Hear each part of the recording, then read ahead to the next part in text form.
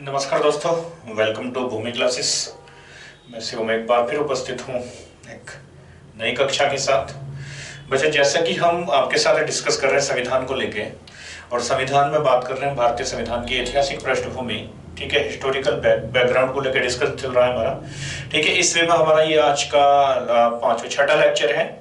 ठीक है, इससे पहले हम बात कर चुके हैं 1773 के रेगुलेटिंग एक्ट से लेकर 1858 के भारत शासन अधिनियम तक। ठीक है, किस प्रकार से भारत का शासन अधिनियम आया और कैसे ईस्ट इंडिया कंपनी के शासन को समाप्त कर दिया गया, और किस प्रकार से महारानी विक्टोरिया के अंतर्गत भारत का शासन प्रशासन शामिल कर दिया गया। ठीक है, तो वो सब चीजों को लेकर हमने आपके साथ डिस्कस कर लिया है। अब इसी वे में हम कंटिन्यू चीजों को रखेंगे आगे। ठीक है, अब हम देखते हैं इसके आगे की कहानी कहां से शुरू होती है, किस प्रकार से।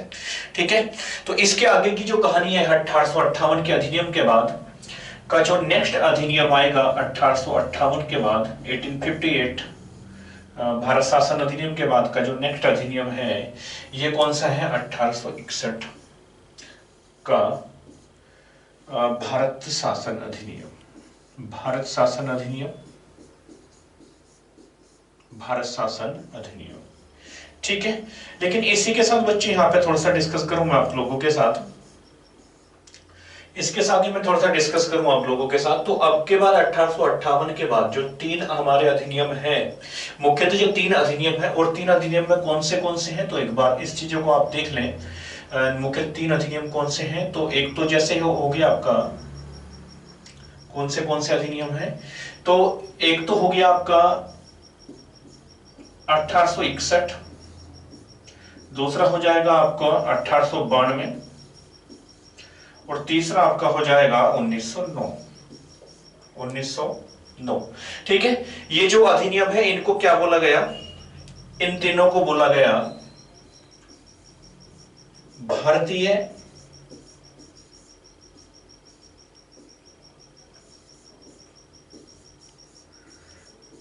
परिषद अधिनियम। भारतीय परिषद अधिनियम। ठीक है, ऐसा बोलने का कारण क्या है, क्या कारण था? ठीक है, तो कहने का मतलब यह है कि कहीं ना कहीं ब्रिटिश सरकार को अब यह अंदेशा हो चुका है कि अब अगर हमें आगे शासन चलाना है तो अब हमें कहीं ना कहीं भारतीयों को इसमें पार्टिसिपेट करना पड़ेगा, भारतीयों को पार्टिसिपेट करना पड़ेगा। ठीक है, तो इसके बाद की जो तीन अधिनियम ये है, तो भारतीय परिषद, या एक और हम शब्द दे सकते हैं भारतीय शासकीय अधिनियम, शासकीय परिषद अधिनियम। कंप्लीट नाम है इसका भारतीय शासकीय परिषद अधिनियम। कहने का मतलब यह है कि अब जो कानून बनाए जाएंगे, जो भी लॉ बनाए जाएंगे, उसमें अब भारतीयों को शामिल करना पड़ेगा। ठीक है, तो ये तीनों अधिनियम जो आएंगे भारतीय शासकीय परिषद अधिनियम की श्रेणी में शामिल किए जाएंगे। ठीक है, तो यहां तक आपका क्लियर हो गया होगा पॉइंट। तो अब हम इन अधिनियम को लेकर ही डिस्कस करेंगे आपके साथ कि इन अधिनियमों के तहत कौन से कार्य किए गए। ठीक है, और इस वे में जो पहला है वो है आपका 1861 भारतीय शासकीय परिषद अधिनियम। ठीक है, भारतीय शासकीय परिषद अधिनियम 1861 क्या कहता है, तो उस वे में आपसे डिस्कस करें। क्या कहता है 1861 का भारतीय शासकीय परिषद अधिनियम? ठीक है, तो जब 1861 भारतीय शासकीय अधिनियम, भारतीय शासकीय परिषद, शासकीय परिषद,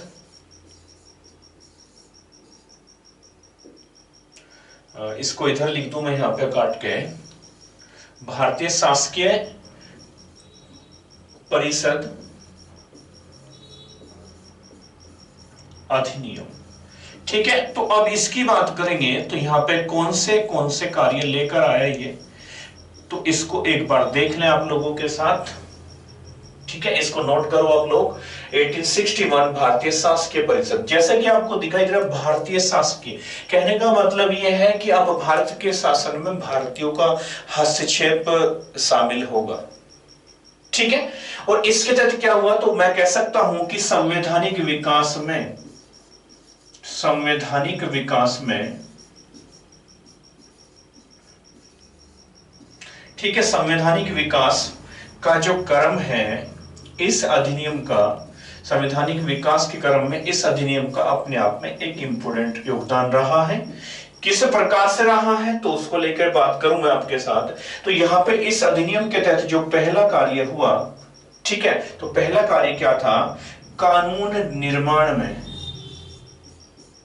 कानून निर्माण प्रक्रिया में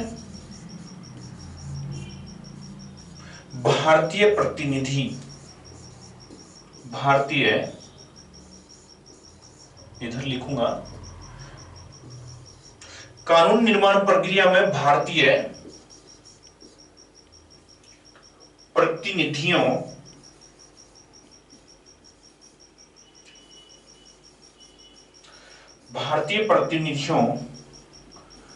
को शामिल किया गया,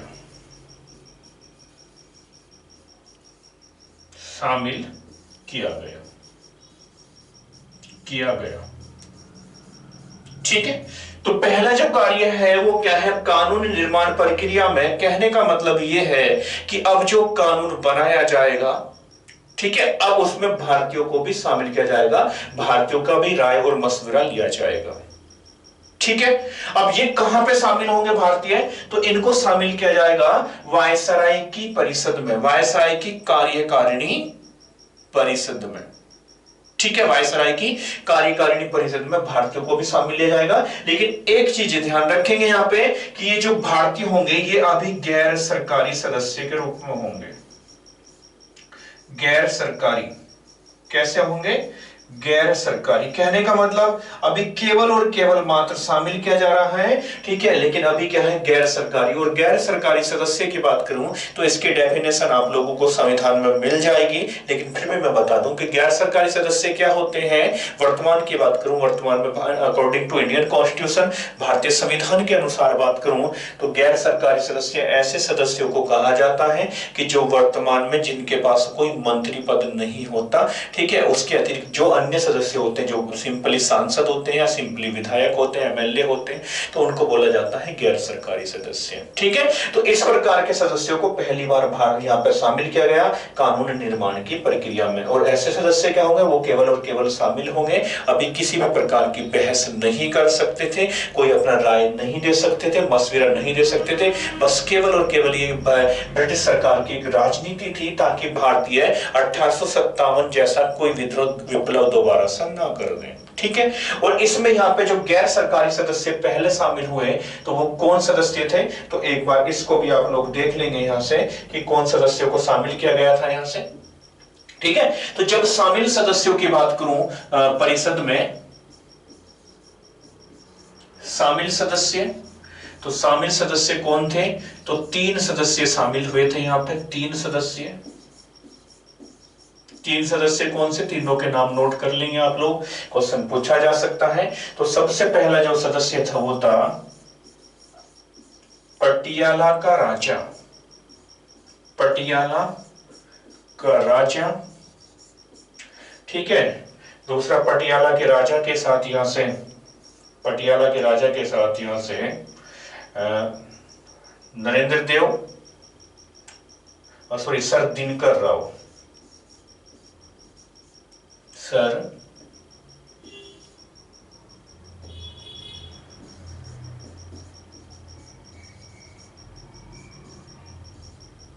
दिनकर राव, दिनकर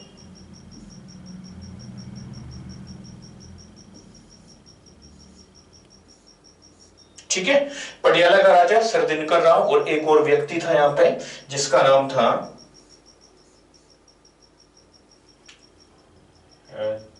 एक और व्यक्ति था, अभी मुझे थोड़ा सा माइंड ऑफ से चला गया है तो बता देंगे इसे भी, ठीक है, जिसका नाम था यहां पर पटियाला का राजा नरेंद्र सिंह, ठीक है। और यहां पर दूसरा था सर नारायण देव, सर नारायण देव, ठीक है। तो इन 3 व्यक्तियों को शामिल किया गया था कहां पे, पहली बार कानून निर्माण की प्रक्रिया में, ठीक है, लेकिन मैंने बता दिया कि ये सदस्य क्या है, केवल और केवल अभी गैर सरकारी सदस्य के रूप में कार्य करेंगे। ठीक है, ये किसी भी प्रकार की राय मशविरा नहीं दे सकते थे, बहस नहीं कर सकते थे। ठीक है, हो गया। तो इस प्रकार से संवैधानिक विकास हुआ, इसको नोट कर लेंगे आप लोग। ठीक है, अब इसके साथ अगर मैं बात करूं नेक्स्ट यहाँ पे क्या कार्य हुआ, तो दूसरा कार्य यहाँ पे क्या हुआ, सेकंड कार्य है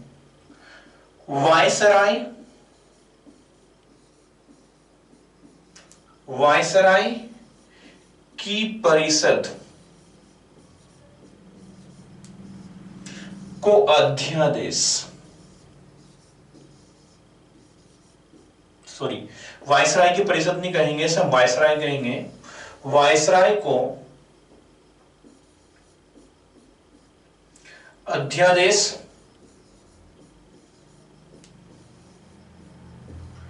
जारी करने का अधिकार मिल गया, करने का अधिकार मिल गया। ठीक है भाई, तो यहां पे क्या था, कहने का मतलब यह है कि यहां पे एक शब्द आया है अध्यादेश। अध्यादेश का मतलब होता है ऑर्डिनेंस। अध्यादेश का क्या मतलब है, ऑर्डिनेंस। तो कहने का मतलब यह है कि अब जो वायसराय होगा, वायसराय का पद आया 1858 से, आपको पता ही है। और इस प्रकार के जो पहले वायसराय बने थे वो बने थे लॉर्ड कैनिंग। ठीक है, तो अब यहां से क्या कर सकता था, वायसराय आपातकाल की स्थिति में एक ऑर्डिनेंस बिल ला सकता था, एक अध्यादेश जारी कर सकता था। ठीक है, और इस प्रकार का ये जो अध्यादेश था ये कितने दिन का रह सकता था, 6 मंथ,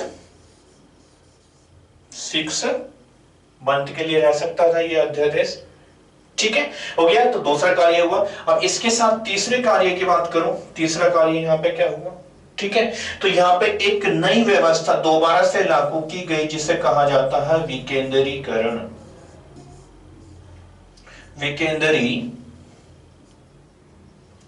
विकेंद्रीकरण व्यवस्था, विकेंद्रीकरण व्यवस्था दोबारा लागू,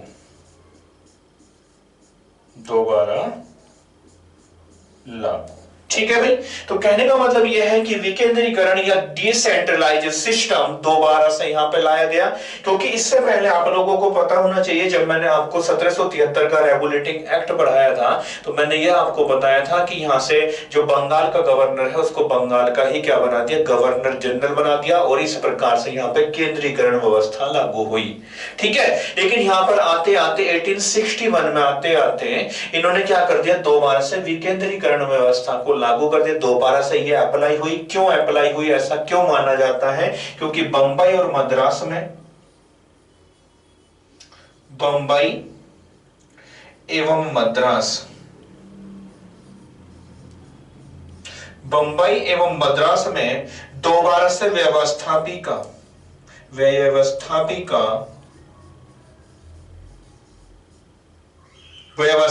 को बना दिया। कहने का मतलब ये बंबई और मद्रास की जो व्यवस्थापिका है, जो परिषद है, ये कानून बना सकती हैं। ठीक है, तो इस प्रकार की स्थिति को क्या बोला गया, विकेंद्रीकरण व्यवस्था। ठीक है, विकेंद्रीकरण व्यवस्था इसको बोला गया।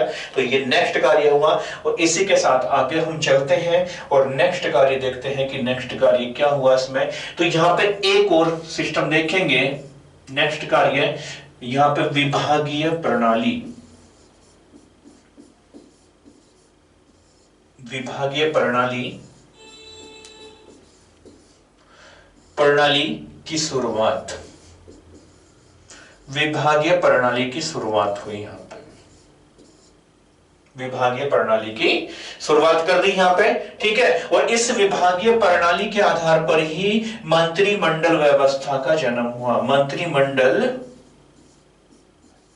व्यवस्था, ठीक है। वर्तमान में देखते हैं ना आप लोग, मिनिस्टरी, कैबिनेट मंत्री वगैरह जो होते हैं, ठीक है, जो मंत्रिमंडल है, केंद्रीय अलग है, राज्य अलग है। तो पहली बार जब मंत्रिमंडल व्यवस्था की शुरुआत हुई थी वो हुई थी 1861 के अधिनियम के द्वारा, ठीक है। और इस शुरुआत को करने वाला व्यक्ति कौन था? तो लॉर्ड कैनिंग, ठीक है। ये आपके लिए पॉइंट बहुत ही काम का बन सकता है कि भारत में पहली बार मंत्रिमंडल व्यवस्था किसने लागू की थी? तो लॉर्ड कैनिंग ने। पहले विभागीय प्रणाली लेके आया ये बंदा, ठीक है, और विभागीय प्रणाली के आधार पर ही मंत्रिमंडल व्यवस्था की शुरुआत होगी, ठीक है।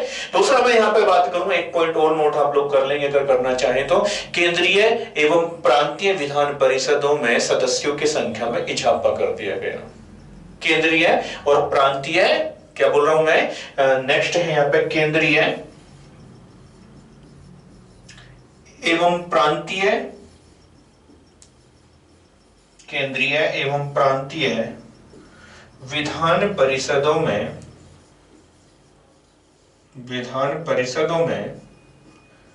संख्या बढ़ाई गई, बढ़ा दी गई, ठीक है भाई। तो ये कुछ कार्य थे जो किस अधिनियम के द्वारा किए गए हैं? 1861 के भारत शासन अधिनियम के द्वारा। और एक और कार्य का आप लोगों के साथ अगर डिस्कस किया जाए तो एक और कार्य आप लोग देख लेंगे मेरे साथ। नेक्स्ट यहाँ पे जो एक और कार्य हुआ इस 1861 के अधिनियम के द्वारा ही, ठीक है, 1862 में 3 हाईकोर्ट ओपन किए गए, जिसको बोलते हैं उच्च न्यायालय।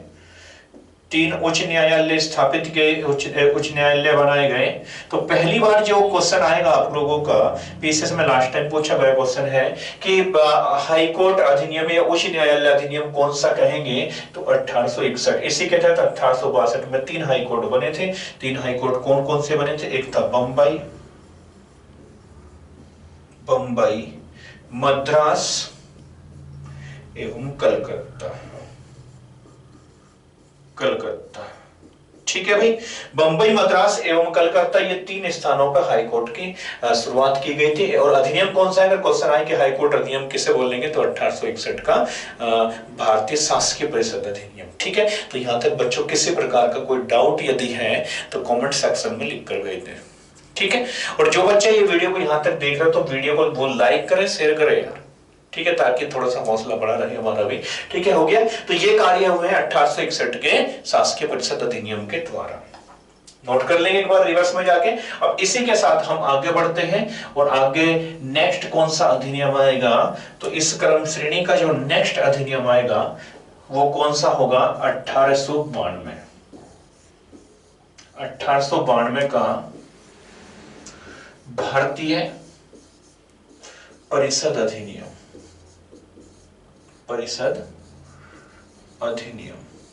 ठीक है भाई।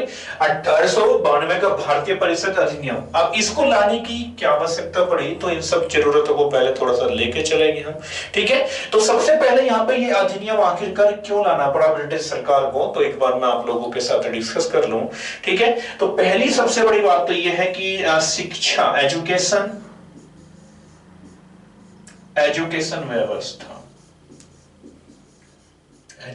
व्यवस्था, ठीक है।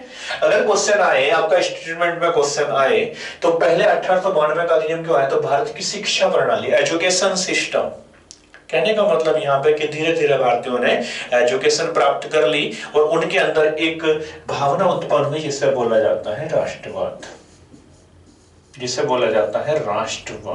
ठीक है। तो राष्ट्रवाद का उदय हो गया भारतीयों के अंदर। अब राष्ट्रवाद का उदय हो गया तो पहला कारण तो ये हो गया, अब ब्रिटिशर्स को लगा कि आवश्यकता है, अब भारतीयों को मैक्सिमम अधिकार नहीं दिए गए तो समस्या हो सकती है, ठीक है। तो पहला हो गया राष्ट्रवाद। और राष्ट्रवाद क्यों है? एजुकेशन से। हालांकि राष्ट्रवाद नेशनलिस्ट आने के विभिन्न कारण थे, ठीक है, लेकिन उन कारणों का अभी हम यहाँ पर चर्चा नहीं करेंगे। अभी केवल और केवल 1 पॉइंट में आपको कारण बताया जा रहा है। और पहला कारण मैंने आपको बताया तो आधुनिक शिक्षा, और शिक्षा से क्या उत्पन्न हुआ? राष्ट्रवाद। और इसी के पास यहाँ पे इस दशक में कुछ और घटनाएं भी घटित हुई, जैसे 1882 में एक बिल आया जिससे बोला जाता है इलबर्ट बिल विवाद, ठीक है, ये क्वेश्चन काम का बन सकता है आपका कि इल्बर्ट बिल विवाद कब आया, 1882 में आया था, और किसके समय में आया था, लॉर्ड रिपन के समय में। लॉर्ड रिपन क्या था इल्बर्ट बिल विवाद? हालांकि टॉपिक तो ये इतिहास का है, आधुनिक भारत का टॉपिक है। जब हम special for governor general viceroy का डिस्कस करते हैं तब का टॉपिक है, लेकिन थोड़ा सा मैं बता दूं आप लोगों के कि इल्बर्ट बिल विवाद क्या है। तो कहने का मतलब यह है कि लॉर्ड रिपन यहाँ पे एक इस प्रकार का कानून पास करा दिया कि अब जो भारत में ब्रिटिशर्स हैं, भारत में जो कोई भी ब्रिटिशर्स हैं, तो उनको जो भारतीय जजेज होंगे, जो भारतीय जज होंगे, वो भी उनको सजा सुना सकते हैं। ठीक है, तो इसको लेके क्या हुआ, ब्रिटिश ने, जो ब्रिटिश थे भारतीय में, उन्होंने विद्रोह कर दिया, विवाद कर दिया कि ये कैसा हो सकता है, हम तो भारतीयों को छोटा मानते हैं अपने से, ठीक है, वो तो एजुकेशन में भी हमसे छोटे, तो वो हमें सजा कैसे दे देंगे, तो इसी को लेके विवाद कर दिया, और यही कहलाया आपका इल्बर्ट बिल विवाद। ठीक है, इल्बर्ट बिल विवाद। और दूसरा एक और क्या हो चुका था आप लोगों को पता है, 1885 में कांग्रेस पार्टी की स्थापना हो चुकी थी। कांग्रेस पार्टी की स्थापना हो चुकी थी, ठीक है, और कांग्रेस पार्टी की स्थापना में 28 दिसंबर, संस्थापक कौन था इसका, एओ ह्यूम है, आप लोगों को पता ही है। ठीक है, उसने इसको एक सेफ्टी वॉल्व का भी नाम दिया है, सेफ्टी वॉल्व की भी संज्ञा दी है, और बताया है कि यदि आपस में ब्रिटिशर्स एंड इंडियंस में यदि किस प्रकार का कोई डिबेट है, कोई प्रकार का आपसी मतभेद है, विवाद है, तो इसके माध्यम से, इस कॉन्फ्रेंस के माध्यम से, ठीक है, इस विवाद का सुलझा सकते हैं। ठीक है, तो इन सब कारणों के चलते ब्रिटिश सरकार को, इन सब कारणों के चलते और अन्य कारण भी थे चलते, ब्रिटिश सरकार को एक अधिनियम पास करना पड़ा, और यह अधिनियम क्या कहलाया, 1892 का भारतीय परिषद अधिनियम। परिषद अधिनियम क्यों है, तो मैंने बता दिया कि भारतीयों को कानून बनाने में शामिल किया गया था। ठीक है भाई, तो यहां तक तो कोई किसी का मेरे हिसाब से डाउट नहीं होना चाहिए, क्योंकि मैं इतनी स्लो मोशन में पढ़ा ही रहा हूं आप लोगों को। ठीक है भाई, चलो ठीक है, तो अब देखते हैं इसके तहत कार्य क्या हुए, इसके तहत कार्य क्या हुए, तो कार्यों को लेकर डिस्कस करें आपके साथ। कार्यों को लेकर डिस्कस जब हम करें आपके साथ, तो मुख्यतः दो ही कार्य बड़े काम के हैं यहाँ पे। तो पहला कार्य जो इंपोर्टेंट होगा वो है बजट पर बहस, बजट पर बहस का अधिकार। बहस का अधिकार, बजट पर बहस का अधिकार मिल गया, बजट पर बहस का अधिकार मिल गया। ठीक है, पहला क्या है, बजट पर बहस का अधिकार मिल गया। किसको मिल गया बहस का अधिकार, तो ये भारतीयों को मिल गया। कहने का मतलब यह है कि वायसराय की जो कार्यकारिणी परिषद थी, तो मैंने बताया था कि इसमें भारतीयों को भी शामिल कर लिया गया। तो अब भारतीय क्या कर सकते हैं, बजट पर बहस कर सकते हैं, बहस। ठीक है, बजट पर बहस कर सकते हैं। ठीक है, लेकिन एक चीज यहां पर ध्यान से समझेंगे कि अभी भी वोटिंग नहीं कर सकते थे, वोटिंग नहीं कर सकते थे, वोटिंग नहीं कर सकते थे, केवल और केवल बहस कर सकते थे, वोटिंग नहीं कर सकते, सलाह दे सकते थे, लेकिन मानने के लिए बातें नहीं थे। तो वोटिंग नहीं करेंगे, केवल और केवल बहस करेंगे। इंपॉर्टेंट फैक्ट है एकदम, मैं आपको लिख दूं, यूपीपीसीएस में आ चुका क्वेश्चन है, यूपीपीसीएस में क्वेश्चन आ चुका है। ये बजट पर बहस करने का अधिकार भारतीयों को कब मिला, तो 1892 का भारतीय परिषद अधिनियम। ठीक है, लेकिन अभी वोटिंग नहीं करेंगे। और दूसरा कार्य यहाँ पे क्या हुआ,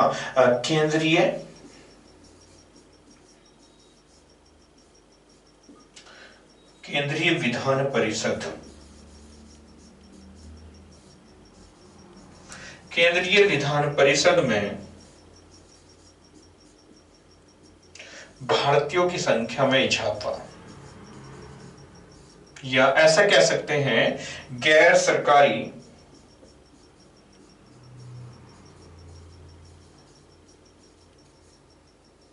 सदस्यों की संख्या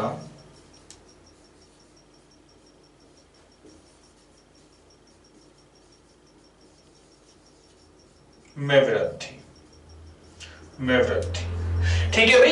तो गैर केंद्रीय विधान परिषद में भारतीय गैर सरकारी सदस्यों की संख्या में वृद्धि कर दी। दो काम अपने आप में काम के हैं, और जो सबसे ज्यादा इंपॉर्टेंट है वो क्या है, बजट पर बहस करने का अधिकार। क्वेश्चन बनेगा कि वायसराय की कार्यकारिणी परिषद को बजट पर बहस करने का अधिकार कब दिया गया, तो 1892 के भारतीय परिषद अधिनियम के द्वारा। ठीक है, तो ये कुछ कार्य हुए हैं किसके द्वारा, 1892, और 1892 से पहले हमने देखा था 1861 का भारत शासन अधिनियम। और इसके बाद का जो नेक्स्ट कानून है वो आता है आपका 1909 का भारतीय शासकीय अधिनियम है। तो इससे पहले मैं आपको थोड़ा सा डिस्कस करूं, और डिस्कस करने में क्या बताया था सबसे पहले, तो पहला ये हो गया था, ठीक है, संवैधानिक विकास का क्रम यहीं से प्रारंभ होता है। कानून निर्माण की प्रक्रिया में भारतीयों को शामिल किया गया, और सबको शामिल होने वाले कौन कौन व्यक्ति थे, तो उसको लेकर डिस्कस करूं। तो शामिल होने वाले जो व्यक्ति थे वो कौन थे, तो पहला कहां पे चला गया वो, ड्रॉप कर दिया मैंने, ये चलो कोई नहीं, तीन व्यक्ति मैंने बताए थे, एक तो पटियाला का राजा था, दूसरा यहाँ पे नरेंद्र था, एक दिनकर राव था। ठीक है, तो ये सब व्यक्ति थे। और इसके बाद नेक्स्ट आया था कौन सा आपका, 1892 का भारत शासन अधिनियम। भारत शासन अधिनियम 1992 के तहत क्या हुआ, तो ये आपने देख लिया। ठीक है भाई, चलो अब इसी के साथ मैं अभी जो नेक्स्ट लेक्चर लेके आऊंगा तुम्हारे साथ 1909 के बाद 1919 और 1935, ये तीन अधिनियम बचे हुए हैं आपके। ठीक है, इन तीन अधिनियम को मैं एक ही वीडियो में कंप्लीट करा दूंगा, जो अब नेक्स्ट वीडियो आने वाली है मेरी। ठीक है, आज आए जो भी आएगी नेक्स्ट वीडियो कल आएगी इसके बाद। ठीक है, तो उसमें मैं इसको कंप्लीट करा दूंगा, और इसी के साथ यहाँ से फिर हम शुरुआत कर लेंगे भारतीय संविधान के निर्माण की, how to make of Indian constitution, कि भारतीय संविधान किस प्रकार से बना। ठीक है, उस सब को लेकर डिस्कस करेंगे आपके साथ। तब तक के लिए बाय, टेक केयर, नमस्कार।